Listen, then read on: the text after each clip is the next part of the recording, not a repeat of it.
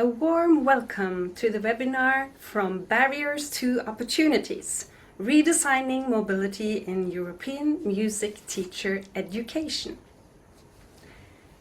My name is Runa Hestad Jensen, and together with me I have Jens Knigge, Solveig Fredheim and Kirsti Nørstebø. We will now present the work of TEAM, the Teacher Education Academy for Music. Within TEAM, today's webinar comes from Work Package 4, which focuses on international mobility in music teacher education. While we are the speakers today, the work we share is a result of a collective effort by the entire Work Package 4 team, including Lorraine O'Connell, Thomas Debets, Natasa Ekonomidou Stavru, and Ruta Gibskiauskine. During the next 30 minutes, we will share findings from our European study on mobility in music teacher education, present the design principle that emerged from the project, and introduce the mobility designer. Before we outline our research, we would like you to hear some of the student voices from our study. The first week was a bit of a disaster, to be honest, and trying to integrate into the classes was a nightmare. We got scammed! We paid in advance. There was not much preparation. Nobody really knew what we were going to do. We took it in the moment because we did not know what we were getting ourselves into. I cycled 50 minutes each way with my trombone, laptop and food. I felt like a donkey. These are not exceptional experiences. They are recurring patterns in our data. And they point to a central paradox that runs through our findings. Mobility in music teacher education is constrained by both a lack of clear structure and by the inflexibility of existing program frameworks. Navigating between these two poles is the challenge we here address.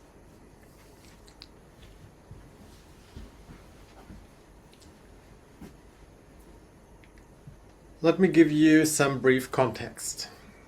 International student mobility is a key priority in European higher education policy. The Council of the EU has set a target that at least 23% of graduates should have a learning mobility experience by 2030. Some countries aim even higher. Norway, for instance, targets 50%. Yet, the reality looks quite different, especially in teacher education, which is in most cases underrepresented in mobility statistics. In some countries, almost no student teacher go abroad. And even in relatively mobile systems like, for instance, Finland or Norway, only about 10 to 12% of student teachers have international experience. For music teacher education specifically, we suspect the numbers are even lower. However, to our knowledge, there are no official statistics available on a European level.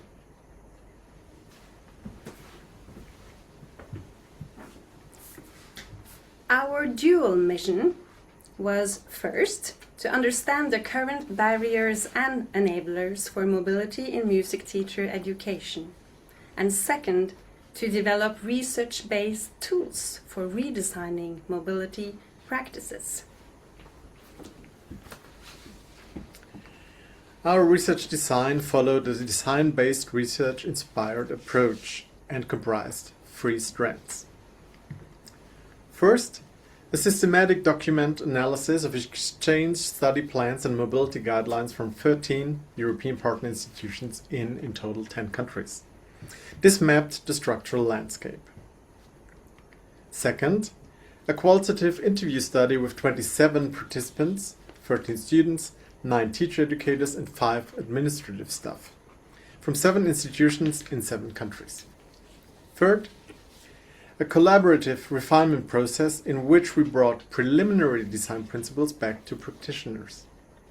Through facilitated group discussions at 4 partner institutions with 41 participants and through consultation with our scientific advisory board, we tested and refined the design principles for clarity, relevance, and feasibility. What distinguishes our approach is its multi-stakeholder perspective. Most existing research on mobility in music education focuses on student experiences alone. We deliberately integrated the views of teacher educators and administrators, recognizing that they shape the institutional conditions that make mobility possible or sometimes prevent it.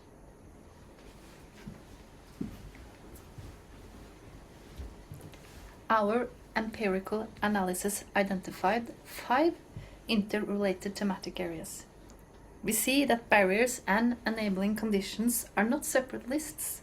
They are different outcomes of the same design choices and institutional cultures. Let us walk you through the key findings briefly. Practical conditions. The first cluster concerns basic practical conditions: housing, visa procedures, finances, and administrative work. Students described real difficulties, such as housing scams and too expensive accommodations and long commutes. Administrators, for their part, described the workload of managing learning agreements and insurance obligations as substantial and often underestimated by their own institutions. One administrator emphasized that first-hand visits to partner campuses enabled her to give students realistic information that no website could replace. Second, students often struggle to find reliable, up-to-date information on host institution websites, particularly regarding course availability, language of instruction, and how courses could be combined. In practice, many relied on informal peer networks, which were helpful but unreliable. Accessible mobility coordinators and structured information sessions emerged as key enablers. From the staff perspective, well-maintained long-term partnerships with detailed knowledge of each other's curricula made the difference between smooth and chaotic credit recognition processes. Curriculum designed. Third, and this was the most pervasive barrier, curriculum design. Tightly structured teacher education curricula with music-specific components like instrumental tuition, school placements, made it difficult to integrate mobility without delays or gaps. Administrators navigated a tension that students were often unaware of: the need to remain both flexible and academically liable. One administrator articulated this nicely. She wanted to be flexible, but also correct and not to disappoint the students. On the positive side, where institutions created mobility windows and did allow for flexible course combinations, student mobility broadened rather than disrupted their study paths. Fourth, belonging and social integration provide decisive. Music making in small ensembles facilitated integration far more effectively than large lecture settings. Language was a double-edged issue. English-taught courses eased participation, while local language-only settings sometimes reinforced segregation, even as students valued language learning as an important outcome. 5. Well-being and affect. Finally, and crucially, our findings point to the emotional dimensions of mobility. Students did describe feeling lonely, anxious, and experiencing culture shock, also reverse culture shock upon return. Whether these demanding moments became meaningful learning or overwhelming burdens depended on available support, such as preparation prior to departure, ongoing pastoral care, and planned opportunities for reflection after being abroad.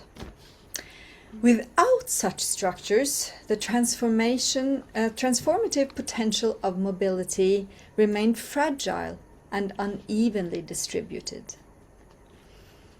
We can call this supported uncertainty. The idea that institutions must collectively hold uncertainty rather than privatizing it and leave individual students to manage it by themselves.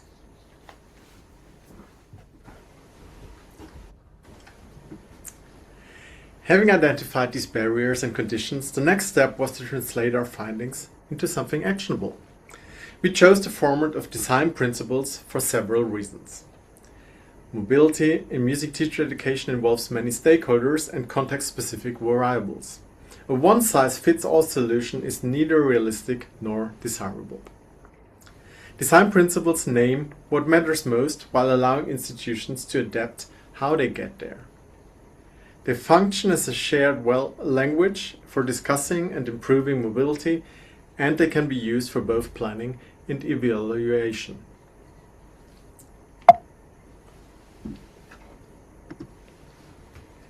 Our iterative process yielded 13 design principles grouped into 5 focus areas. Let us walk you through them.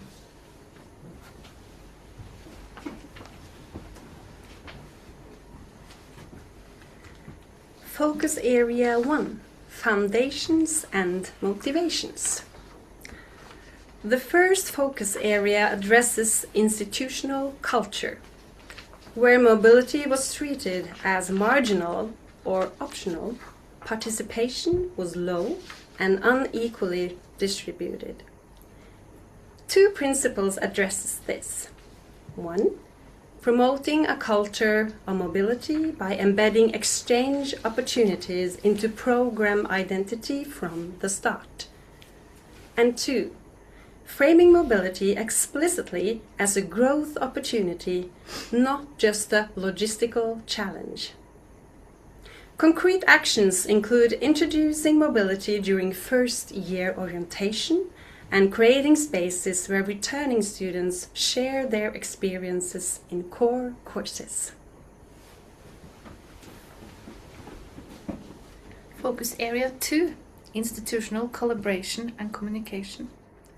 The second area targets how institutions collaborate.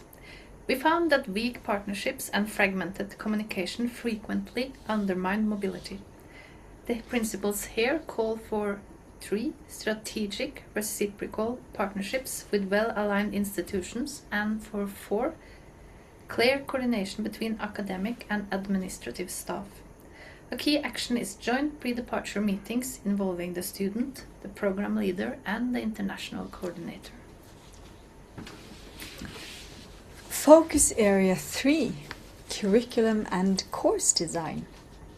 This is the largest focus area with 4 principles, reflecting curriculum design as the most typical barrier. The principles address 5. Alignment of partner curricula through tools like shared matrices. 6. Flexible and student-specific course planning guided by learning outcomes rather than rigid course lists. 7. Predefined mobility packages that reduce uncertainty and clear possible options. And finally, 8. Clear, efficient credit transfer procedures with defined processing timelines. And here is the paradox.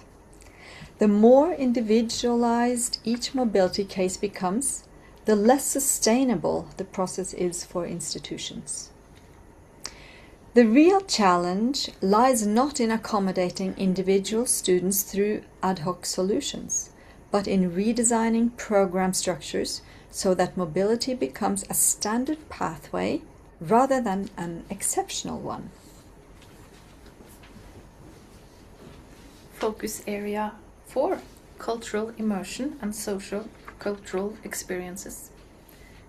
3 principles address the social cultural dimension. 9. Supporting students' communicative readiness, including musical communication as an intercultural skill. 10. Facilitating socio-cultural awareness through welcome events and collaborative music making. And 11. Integrating local culture into formal study plans rather than leaving it as an extracurricular add-on.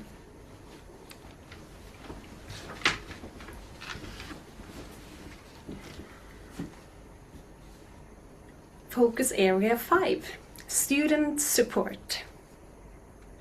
Finally, 2 principles address practical and emotional support. 12. Reliable, centralized services for housing, visa and finances. And 13. Dedicated support for health and well-being, including named contact persons and structured check-ins throughout the entire mobility cycle, before, during and after the exchange. Importantly, these 5 areas, they're not isolated silos. They reinforce one another. For example, a strong partnership is what makes curriculum alignment feasible. Both are embraced by a culture that values mobility.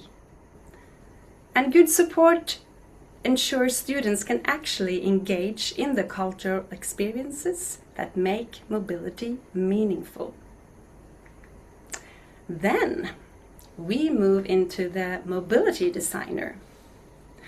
So design principles are only useful if they are actually used. To support institutions in applying these principles, we develop the mobility designer. And what is that, Jens? The Mobility Designer is an interactive online tool that translates the principles into a practical resource. And I'll take you now with me into my browser and show you how the tool works.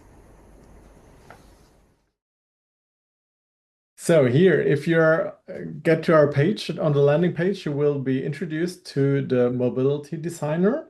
And if you scroll a little down, then you will get some introductory information around the structure and the content of the site, and you will get a little introductory video, which I'm now about to share with you in a second. Here we go. Välkommen till Mobilitetsdesignern. Herzlich willkommen zu unserem Mobilitätsdesigner. Καλώς ορίσατε σε ένα πολύ χρήσιμο εργαλείο που σχεδιάσαμε για την κινητικότητα. Fáilte go dtí an Mobility Designer.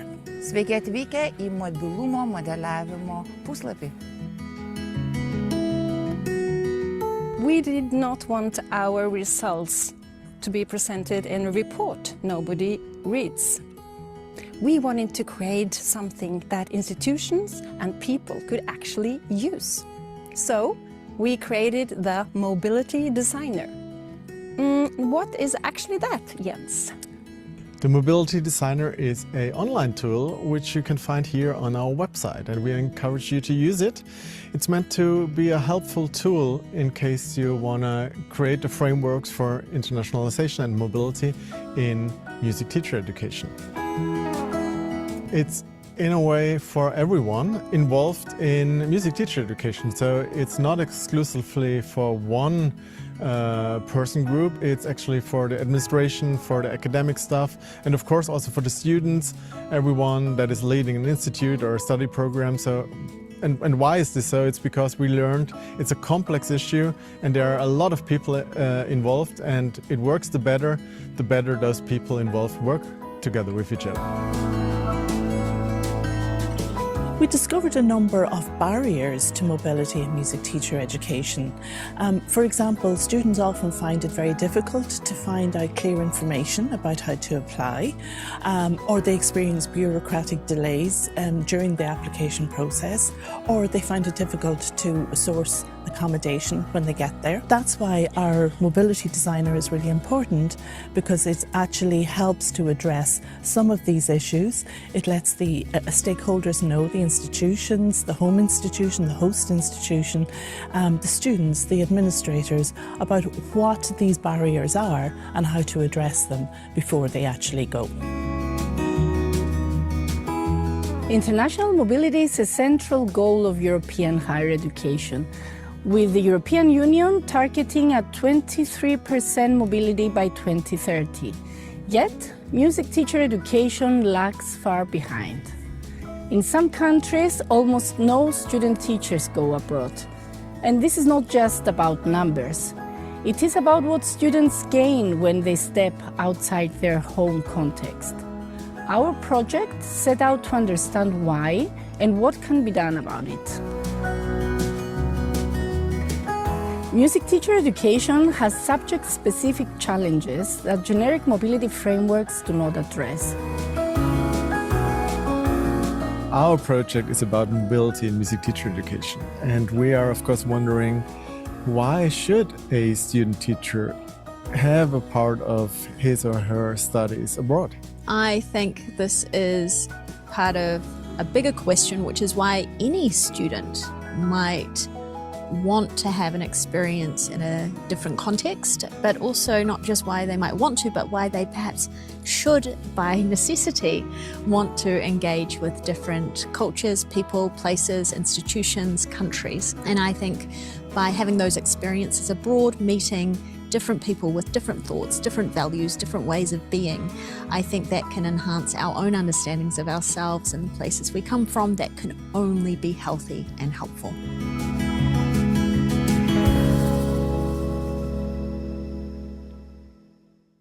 Oops.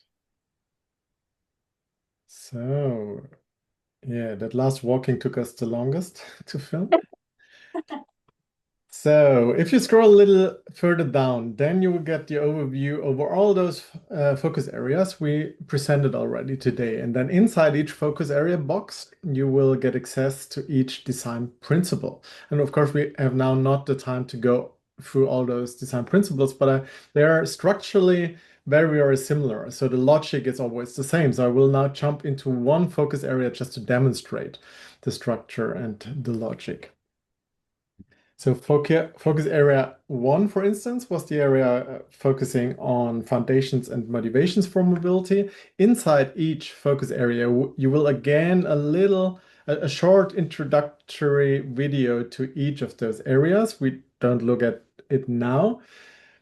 And then after you got the general introduction, you can go into each of those design principles. So let's now have a look, for instance, at design principle 1, which is about the promotion of mobility as a culture. So here the structure is always that we start with when should this design principle be considered. So kind of the timeline. Not all design principles matter at each time point of a mobility journey. So some may be mostly relevant at the very beginning or maybe even far before a mobility journey starts. Some may be relevant during a mobility period, and some may be relevant after, and some may be relevant throughout the whole journey. So this is always the first information. When should this principle be considered? So then we have a list of people that should be responsible and or involved. We come back to that list later. First, I want to go to the overarching kind of conceptual points that are always collected in the box that we named that we framed with the question, what does this design principle aim to do? And here there are usually 2 to maximum 4, I think, bullet points that address the aim of a design principle on an overarching level. And then the next box is probably the most interesting one or the most relevant, because it's the box where all the really actionable items are collected. We frame it under the question, what possible actions are recommended based on the research we did along the last 3 years. And now we go back to the peoples that should be responsible or involved. And you see those color-coded figures. So we ended up with 5 groups. In the beginning we had more groups, but it made the thing overly complex and also a little hard to follow then who is actually responsible for what. And so we collated a lot of subgroups into more kind of overarching groups. So we have students, we have academic staff, teachers at every university. We have department program heads, and then we have a role that is not present at every institution, we think, but one that we highly recommend to have, like a dedicated mobility coordinator on a program or a study program or a department level. So a person that is dedicated in relation to the music teacher education. And this person, of course, has usually to collaborate very closely with the international office, which usually would not be like dedicated only to one study program, but responsible for the whole faculty or the whole university. And now the nice thing is you can, dependent on which role you belong to yourself, then you might be interested mostly in the tasks that we recommend for your group. So let's say you are an academic teacher at a university, you can click on the blue figure, and then down here in the recommendation section, only the bullet points will show up that are related to your role. And what you will see is that there will, I think, I have not checked it, but I'm pretty sure that there will never be a bullet point that only relates to only one role. And that comes back to what we said earlier. This is a team effort. Usually it involves several roles to make something happen. So academic staffs, for instance, here need to talk to their department heads for the first suggested bullet point, you see? So we have now, unfortunately, not the time to go really in detail through all the recommendations in relations to the several roles, but you will get the link later, and then you have time on your own to play with this little tool. And we hope it is helpful for your practice and your further development of mobility inside your institution.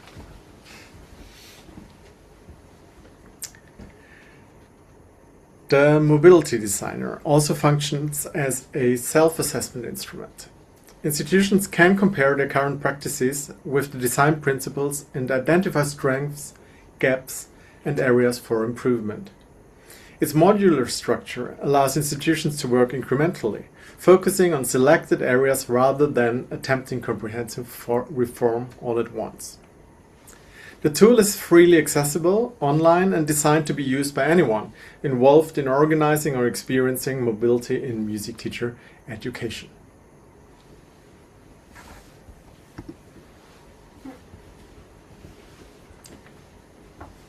Let us conclude with 3 key points. First, our findings confirm that mobility in music teacher education is shaped by a persistent paradox between insufficient structure and excessive rigidity. Both undermine participation. The task is not to eliminate uncertainty, but to build institutional structures that can contain it without leaving students vulnerable. Second, we argue for a shift from treating mobility as an exceptional event to embedding it into everyday pedagogical and institutional practice.